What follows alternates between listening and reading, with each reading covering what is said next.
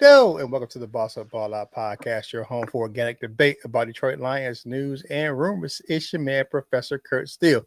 Well, the defense was good and the offense was bad. On today's show, we discussed the Lions 16-9 loss to the Eagles on Sunday Night Football. And for now, they are out of the playoff picture. But do us a quick favor, like the video and share with other Lions fans like yourself. And of course, how we always start the show.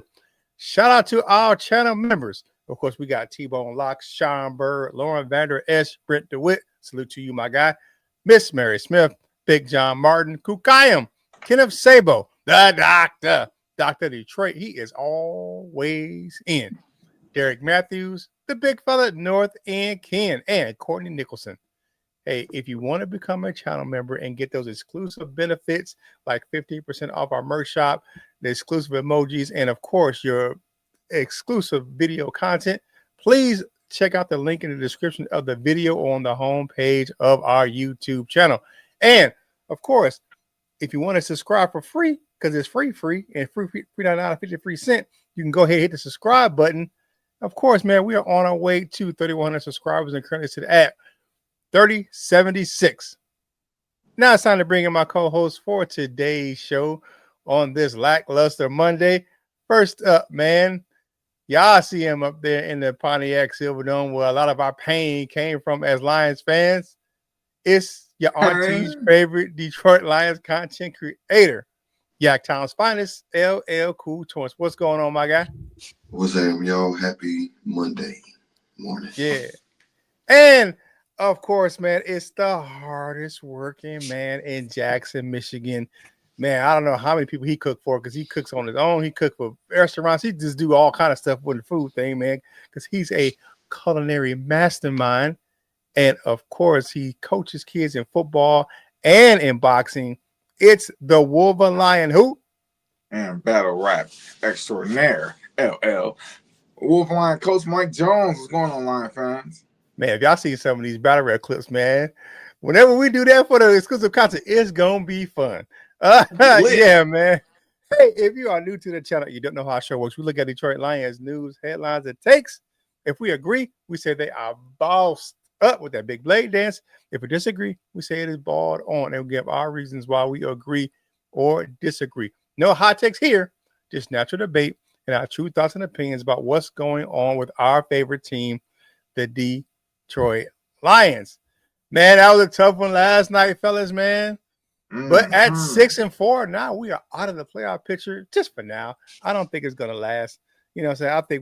I think win a game, we'll be right back in the mix. But right now, we on the outside looking in, man. But that one, it shows some things, both good and bad. And if our defense can play like that, and we can get our offensive line turned around, we're gonna be tough. We're gonna be a tough out. Right.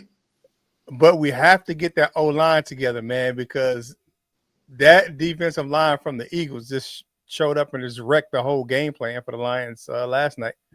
But what do you guys think before we get into like the really performances, man? But like that's my overall picture. Look at it, like the defense was even with our backup secondary, the defense was humming last night.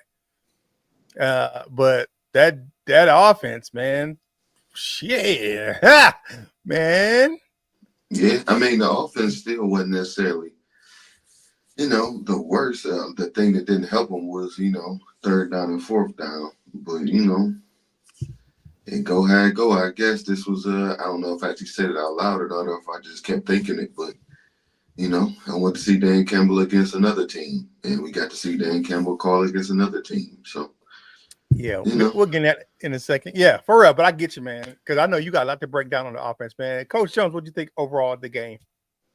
Yeah, I like it. You know what I'm saying? Of course. Who gonna like a loss? You know what I'm saying? I just when you wake up, when you the number 3 seed, and you wake up in the morning and you're not in the playoffs no more, it leaves a nasty taste in your mouth. It really does, man. So we're going to get into it, man. But it just don't feel great. You know what I'm saying? Because week 11 is over, right? We Mm-hmm. more than halfway through the season, and we ain't in the playoff picture right now. Yeah. That kind of bothered me a little bit. So yeah, but the positive thing for me, as far as that is concerned, she got 7 games to go, and I think this was that really tough. I think that was to me that was the toughest game left on our schedule was the Philadelphia Eagles. I mean, I think above hands and above against all other teams, man, that was our toughest competition. Was going to play the Eagles, the Super Bowl champion. So you get through that, and then I think the other game that's going to be tough is, of course, against the Rams. So, but as far as really tough games, I think we have one left on our schedule. So, I mean, we'll see. But I digress, man. Hey, man, like the video and share it with other Lions fans just like yourself, man. Subscribe to the channel, hit the notification bell so you know you're getting that fresh content from us right here on the Boss Up Ball Out podcast, your home for organic debate about Detroit Lions news and rumors. All right, LL, you up first, my guy, talking about the Lions offense. Well, put up 9 points, a touchdown and a field goal. Missed the extra point because it was a long one on the windy side of the field. It was a touchdown to Jameson Williams, and he, got a penalty for it. And I didn't see it when it happened. Like as soon as he scored, I started tweeting and started talking shit. And I looked up, he had the penalty and stuff, and but from what I could see, they probably shouldn't have caught that one. They could have left that one alone. But the theme of the night, just to call back to my offensive key from the pregame show, offensive line did not hold up as well as they should have had. In certain moments, they did. The run game looked pretty decent at points. The pass game looked pretty decent at points, but wasn't a whole lot of consistency. I had mentioned it previously or earlier about third down and fourth down. 3 of 13 on third down, 0 of 5 on fourth down. Just as far as the game goes, we still outgained them. We outgained them in total yards. They ran the ball a whole lot better than us. They basically doubled us. Well, basically they did double us up 148 to 74 as far as rushing goes. So we didn't necessarily stick with the rushing with the run either. We threw the ball 37 times, only ran it 21 times. Well, 20 times because they got Jared Goff on here for 1. So Jahmyr Gibbs. Now here's the thing: I didn't notice this. Jahmyr Gibbs had 5 receptions for 105 yards, so that's excellent. Jameson Williams had 4 catches for 88 yards and a touchdown. Amon-Ra had a tough game. Had some drops out there. I don't know if I can see the drops. I cannot. But he had a tough game. Quinyon Mitchell and whoever else was guarding him. I don't want to say got the best of him, but sure enough, frustrated him enough. Jared Goff, this is the worst game we ever saw between Jared Goff and Amon-Ra St. Brown. Only had 2 receptions on 12 targets. Maybe somebody else was open, Jared Goff, but maybe not. Some of those are drops as well. Like I said, the offensive line just didn't hold as much water as they needed to. Like I don't think they had a terrible game, but they didn't have a good game at all. Taylor Ratledge, what's his name? What's the one that ain't Taylor? What's his name? Tate Ratledge. Was looking bad the whole game. I don't know if he was hurt or he just was getting beat. They was landing right up on his nose. And doing what they wanted to do for a lot of the game, to the point I don't know if he ended up getting hurt or they just was like, all right, man, let's see who else can not let this happen. So Tristan Colon got a try, and it wasn't much better. But didn't make the big plays or didn't make the plays when we needed to, and that came in the form of drops. I think as far as those 0 for 5 on those fourth downs, in my opinion, it was some of the worst play calls we probably could have called. Some of those could have did some different things in those moments, but I'm just torn. So I won't say that I know what I'm talking about, but that's just what I was looking at the offense. I left some out there for you guys. So what's your input on this offense? Yeah, you get a big boss up on all those points, man, because you speaking the truth. I mean, I looked at this game. Oh, yeah, this was Dan Campbell's play calling was not great against the Eagles. You said that offensive line, they struggled to protect Goff. this is one of his worst passing games overall. Especially, I get what you're saying with this Amon-Ra St. Brown, only 2 catches on 12 targets. That's really. And like you said, the offensive line held up for the most part because they only sacked him twice, but they got constant pressure in his face. And really the big thing, I think one of the things that people probably kind of the underlying nugget is that Carter and Davis were teammates of Tate Ratledge at Georgia. So they probably know some of his tendencies. He probably should have known some of theirs, but they sure took advantage of it. I think he did get injured. He was in and out of the lineup. I think he had like a lower left leg injury or something like that, man. So he ended up going out. I feel like the Lions could have approached this game differently, man. I think that they had some moments where they could have got some better runs, man. They just abandoned the run. I was just like, what are you doing? Because they had moments they were getting 3 to 4 yards of carry. You just kick that momentum. I don't understand what Dan Campbell was doing with his play calling. It looked more like a John Morton game than a Dan Campbell game.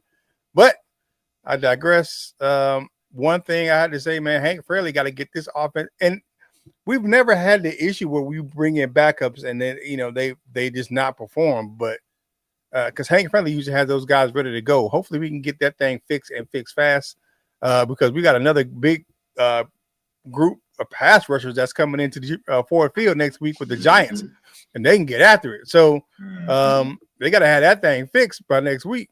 Hopefully, if it comes to this, hopefully if we can get Miles Frazier in there, man, hopefully he can provide a spark for the offensive line because that offensive line was what my man Charles Barkley say, terrible. So yeah, what you got, Coach? Man. Where's that start? I'm gonna give you a boss of LL. With what you said, man, and you hit on all the points, man. And I tell y'all this all the time: the run pass split, right? The run pass split, 37 passes, and then we got 18 runs. Actually, 20 runs if you want to count the one from Williams and the one from Stewart. Man, like that's not good. That's not good. 20 runs and 37 passes, and I agree with you, Kurt. It felt like Dan Campbell got away from the run. Like he just set up. Remember in the chat earlier in the day, I was like, man, the Rams was in 13 personnel all the way down the damn field. I was like, we need to do something like that. You know what I'm saying? Some type of form of that, man, and mix it up with 12 personnel or something to keep moving the ball to slow the game down. And it seemed like it was just so pass heavy that it was like, all right, well, see y'all later. Defense back on the field. You know what I'm saying? And I didn't like the clock control of the offense, man. The O-line did not play good at all, but Jared Goff is off. I'm not gonna blame it all on the O-line. That ninja was off. Okay, he was off. He was missing throws, like left and right, because he missed 23 throws and he only completed 14 of them. Like that's horrible. He was just like off. Like everything was falling down in front of them. It was just like a yard away and it was falling down in front of the dude to their feet, man. I'm like, man, I just not like how Jared Goff looked at all yesterday, man. He usually is the one who kind of gets the offense, like, all right, everybody chill. Let's run this and let's do this. And it seemed like he was just looking like, I don't know what to do, guys. If I can add into that, it might be, look like he might have been missing Sam Laporta a lot. I'm not going to do that. I'm not going to do that, man. Because you know why?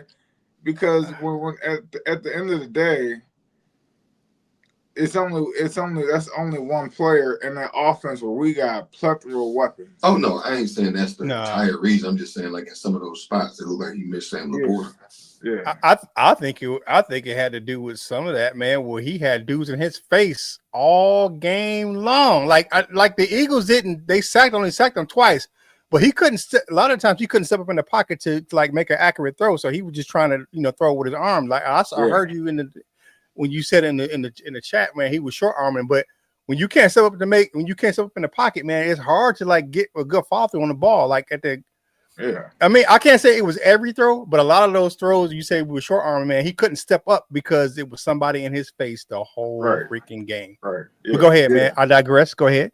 Finish your point. No, I will say that there were people in his face, man, but he was just off, and he was off, and Dan Campbell was off with his play calling, and I don't want to see I don't want to see that whole Dan Campbell don't need to be calling off. I don't want to see that flipping from week to week where it's already happened.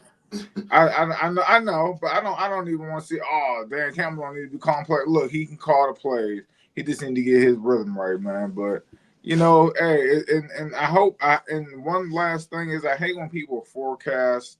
You know what I'm saying? Like, we got these games and we can win this game, and because right now if the playoffs started today, we at home chilling.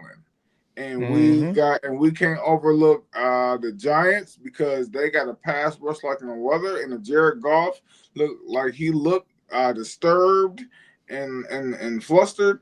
It's not gonna get no better next week. So because Sexy Dexter and his homies is coming to town. The Giants have played some pretty good teams, pretty tough this year. Yeah, they have, man. They have. They played the Packers really good yesterday, man. That was. I mean, you think about it, that was really one bad pass from being going to overtime. So, hey, man, like the video and share the video and comment on the video audience and help to get this content out to more Detroit Lions fans like yourself. Hey, man, that Boss Up Ball Out merch shop is now available. You can find the link in the description of this video and on the homepage of our YouTube channel. Put in the code Boss Up Ball Out 10 at checkout. When you spend $45, you get 10% off an item. Channel members, here's the big bonus. You get 15% off your total order. So check the community tab for the discount code or the link to the coupon. Now, it's time to get over to the defensive side of the ball, which, for me, I like what we saw on defense, man. That it was good. Yeah. What you got, Coach? Yeah, there's no complaints here from the defensive side of the ball. You can say, they gave up a few QB scrambles and they gave up a couple of rushes to Saquon and to Bigsby at times, but it was so far in between that they was doing these things that Jalen Hurts was 14-28 for 135 yards. With a rating of 63.8. He didn't do a whole lot. Saquon Barkley, it took him 26 carries to get 83 yards. Now I didn't like Tank Bigsby coming in the game because he seemed like he was running like a menace because he had 4 carries for 34 yards. That's an 8.5 yard average. I did not like that. But then again, no receivers. They didn't score. But the big crybaby AJ Brown got his 11 targets with his crybaby self in the corner crying with his big old 6'4" frame, 230 pounds, just crybabying all day long. Yeah, I mean, and it just they didn't really do much. I mean, outside of AJ Brown, Jahan Dotson had 2 catches. Dallas Goedert had 2 catches. Devontae Smith had 1 catch. Saquon Barkley had 1 catch. Kyle Granson had 1 catch. You know what I'm saying? That was it. Like, they really didn't do that much on offense. And that's shout out to the secondary, man. And Rocky Sin is that guy. Man, he is that guy. Man, I was like, okay, Rock. He played a hell of a game. Yeah, he Mm-hmm. did. He did. Rock Sin played his butt off, man. I like that dude, man. That's gonna be a key piece for us going down the stretch of this season, man. Um, everybody in the defense played pretty good, man. I can't really say. And one thing I was surprised, and I said this to y'all in the chat. I'm like, man, the Detroit Lions came out with a Liam McNeil at one end, Mm-hmm. Tyleek Williams, DJ Reader, and Aiden Hutchinson. Like I knew, like I was like, man, they're gonna have to somehow fit in a 5-2 because I want to see them three on the field. I didn't know that they would put a Liam McNeil at the end. But it makes sense because they put Lacey at the end. Lacey's like he's more of a three. Right. You know what I'm saying? Mm-hmm. So I like that look. I'm not even gonna hold you up. I like that look of having those three big guys on the field at the same time. Because we held the Eagles at 16 points. So yeah, man. All in all, it was a very good game. I can't really say nothing about those guys, man. They stopped the tush push 3 times. 3 times. So that's one thing I would say. Our defense, man, we was, what I'm saying? Like, back up, little bro. Because Mm-hmm. we stopped. Hey, Jalen Hurts was, uh, you know what I'm saying? He ain't like that too much, man. I liked it a lot. I liked it a lot that we was in there. We was tough. So I'll save y'all, that little bit of something, man, a little bit of cleanup work on the defensive side of the ball, man. But all in all, I can't complain, man. Them dudes came, they brought it, and Calvin Shepard, he might get a DC of the year or something, man, because that he been calling the games, man. Then you think about how good games he's been calling with the people on the back end. What do y'all got to say about that, man? Yeah, once the defense is just totally healthy, man, especially that secondary, we're gonna be something to deal with. We definitely gonna be something to deal with, man. I'm looking at this game, and I have to agree with you, man. Stopping that tush push, man, and holding the world champs to 16 points, and that Legion of Whom was solid against the Eagles, man.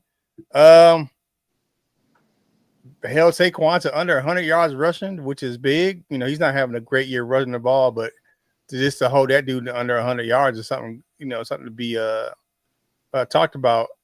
And the only thing I really have to say bad is, man, that DPI was absolute trash. Man, that was offensive pass interference. That was offensive pass interference because Shouldn't have called JJ nothing Brown for it. pushed off, but they were hand fighting. So like they both Right. were like, they were both jostling for position. And I'm looking at this, I'm like, how in the hell is that pass interference on Rock Ya-Sin, man? Rock Ya-Sin had a great game. Yeah. I don't think it should be marred by that. A lot of people around the league, man, were saying that was trash. Like I got some texts from some of my homies at school that I went to school with. They were like, man, that was a bad call, brother. I don't know how they even got away with that one. And the pool report was even the explanation in the pool report was even worse. So yeah, but I can't say anything bad about the defense, man. They were flying around making plays. Jack Campbell, Anzalone, they were always out there making plays, man. So it is what it is, man. Even got a half a sack from my man Aiden Hudson. So what you got, LL, on the defense? Right. Nothing much to add. They played a hell of a game. One thing that I did look at, of course, they had 3 first down from penalties. I don't remember all of them, but I sure remember that one. That was the big BS one, man. That's that was the game sealer in a way, game winning penalty. So it was I hate that it ended up how it did because of the defense. It was a waste of effort, man. Like you said, now one thing I do want to say is, Philly helped us because their offense is struggling. So, and it's not like we, stymied the greatest of offenses, but it is the one thing I kept from saying because the last time we played the Eagles a long time ago, and this might have still been Detroit Lions on the proud days, but I was like, well, this is back before they was really running the ball.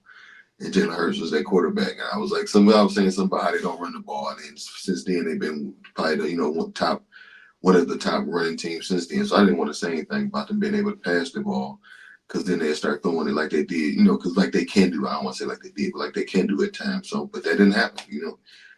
Their offensive line, had struggles as well. They kept pressure on Jalen Hurts, like you said. It worked out. When I said this earlier, when I saw him earlier in the game, they had him standing. They showed the wide shot of the field. You can see Lee McNeil. And in my head, I was thinking, man, I don't like skinny. I don't think I like skinny lean. I don't think I like skinny lean McNeil. And then he really got to, push people around on the edge. I was like, okay, maybe I see what they're doing. I wanted to get a little wider back in there, but it worked out for this game. And the game plan, of course, was just to, mush down on him. It's not necessarily about the speed to the rush, just keeping him where he at, and then, closing in on him. So that worked pretty well. So shout out for that strategy. But yeah, man, just I hate that it was a waste of effort like this. Yeah. Yeah. You got to have 3 phases of the game, man. And last night really, we only had one. You only had one really phase of the game that worked last night, and that was the defense, man. Because you got Jake Bates, kicking touchbacks and what I'm saying, and missing the extra point. Well, JMO can't touch the can't. One of the rules is, I got to tell you, we talked about this earlier in the offense, man. You can't touch the goalpost. So it's not a BS call. You can't touch the goalpost at all. You can't dunk it. You can't slide on a pole like a stripper like he did. Can't do can't none of that stuff, man. Right. Because they have to recalibrate it. You know what I'm saying? If you move it, that's why Calvin Johnson, because people were moving the goalpost when they were dunking on it. So they had to stop the game to recalibrate it. So that's why they say you can't touch the goalpost if you score. But yeah, hey man, you know what? What's up? Dan Campbell kick the damn field goal. All right. Yeah, kick the field goal, brother. That game could have been tied. Probably could have been overtime. Anyways, man, the Boss Up Ball Out podcast is brought to you by W Energy Drink, packed with brain boosting amino acids, vitamins, and no sugar. Get your pump for tackling your daily tasks, man. Try all the new flavors they got over there. Cost you about $1 per drink. It's a great alternative to coffee or canned beverages with no crashes or jitters. Check out the video description for the link to buy W. Use the code Boss Out Ball Out Pod for 10% off your order. Power your day with W. All right, now it's time for Kurt's usual segment on post game. Bossed up, ball out, and balled on players of the game. On offense, man, we got Jahmyr Gibbs, man, 5 receptions for 107 yards and another 12 touches in the run game for 39 yards. God just did it, man. Even though, he didn't get in the end zone, man, he was a good spark on the offense. Ball out player of the game on defense. It's got to go to the defensive line, man. Stopping the tush push 3 times in the game and back-to-back in the fourth quarter to set up that Jake Bates field goal. So they get my bust up ball out player of the game on defense, excuse me. And we got to do it, Kurt. We got to do it. Man, hold on. Let me see if I have it in here, man. Let me see if I have a drum roll in this thing, man. Too bad I ain't got nothing in front of me. I can hit that motherfucker right quick. And the boss and the balled on player of the game has to be MCDC, especially for his play calling in the first half of the game. He abandoned the run for the most part against a Philly run defense that isn't that great. They had opportunities to run the ball, and they just didn't do it. And it's bad weather, man. Your quarterback is struggling. The Eagles are putting pressure on Goff. Run the damn ball. What the lady say in the blind side? Run the ball. Run the damn ball. Just run the ball, man. But yeah, he gets it, man. And this is the first time ever that MCDC has made the balled on list on this show. So you sure? I feel like he might have before. not for me. But Dan Campbell balled on player of the game, man. You got to do better with that. But I digress. I think he would be. I think he'll do better going forward. You know what I'm saying? I'm not gonna sit here and say that. You know what I'm saying? You ran up against a Philly defense. That's tough, man. That they're the world champs for a reason, man. You have to kind of make adjustments. And Vic Fangio, they don't do everything spectacular, but they do it disciplined. They were getting those. They were batting passes down. Like man, man, Chris Carter said talking about Davis was a volleyball player out there batting on them damn passes down. Even Carter got into it, man. So, but yeah, those are my boss up, ball out, and ball on players of the game. Any mentions to guys? Yes. You say who you got, Coach? Jared Goff get a 1B for that ball on player of the game. Dan Campbell is 1A, and Jared Goff is 1B. Y'all, yeah, because you was horrible. Okay. You was horrible, Goff. I'm sorry. I called like I said. I got love for you. I got love, Jay Jizzle. But last night, yeah, he was not on his A game. What you got, LL? And 1C is Amon-Ra St. Brown. Yeah, he had some drops, man. I was like, what's going on? I don't like how he looked in some of these games. Yeah, dog. His body language is not great right now. I don't know what it is, man. It's his woman. They got to separate something. She getting in his head. Like can't nobody get in because you know how mentally strong he is. Can't nobody get in his head like that besides woman. Man, okay. Anyway, hey man, like the video. Woman. Like the video, share the video, and comment on the video. This content out of Detroit Lions fans like yourself. I am not getting into that stuff. Yeah. You ain't not getting me into that at all, man. If you haven't done so already, please follow the crew on your favorite social media platforms.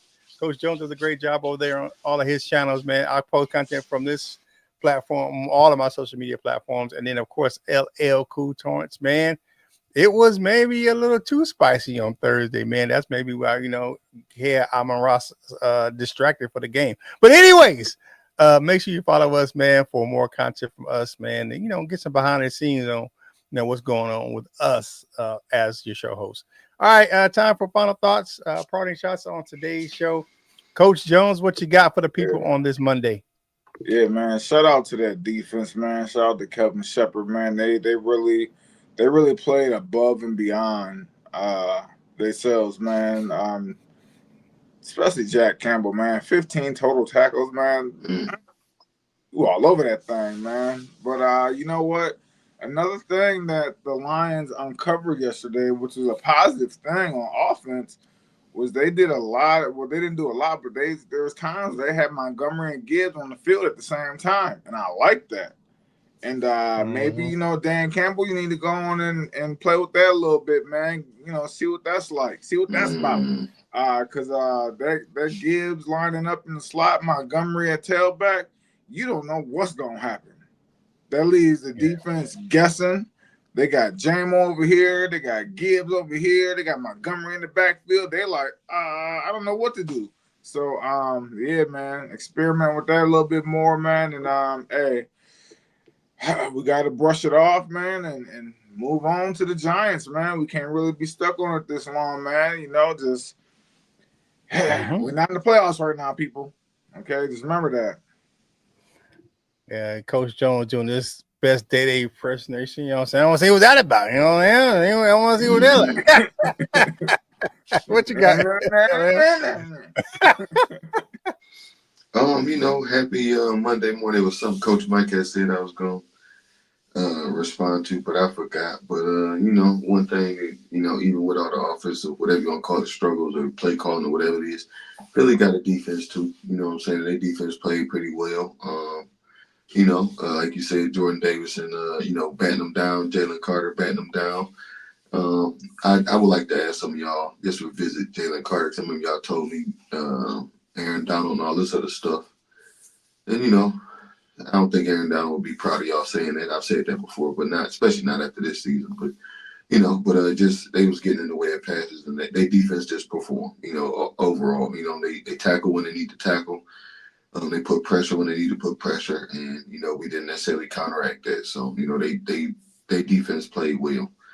So like Coach Mike did say, it's one thing I do remember to respond to on to New York, man, and it's got to be a better effort from the offensive line because their defensive line has kept them in games this year. So let that say all need to be said. Their defensive line is that decent enough that they kept them in games, and then our offensive line is doing what it's doing. So let's hope that don't happen to us. Yeah, man, we got a lot of players coming back too, man.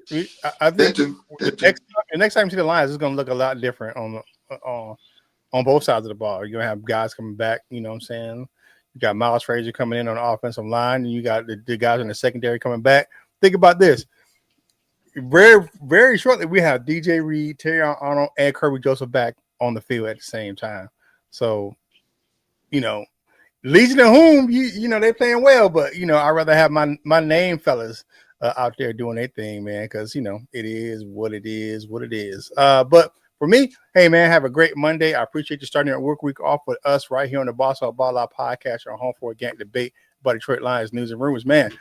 Man, talk your ish still, man. We held the champs to 16 points, man. You know what I'm saying? They come out with the dub, but we got some good positive things came out of that game as well, man. So if that defense can play like that, we can get that offense, going.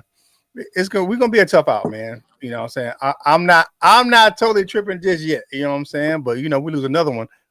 I might have to start set tripping. But anyways, man, if you're having a good day, make sure you spread that joy because you never know when a small kind word can change someone's outlook on their day or even their life. If you're not having a good day, don't steal someone else's joy. And of course, as always, whatever you're doing in life, you got to boss up, ball out, and be the best version of you that you can be. For the Wolverine, Coach Mike Jones, and my man LL Cool Torrance, this is Kurt Steele, and we will holla at you real soon.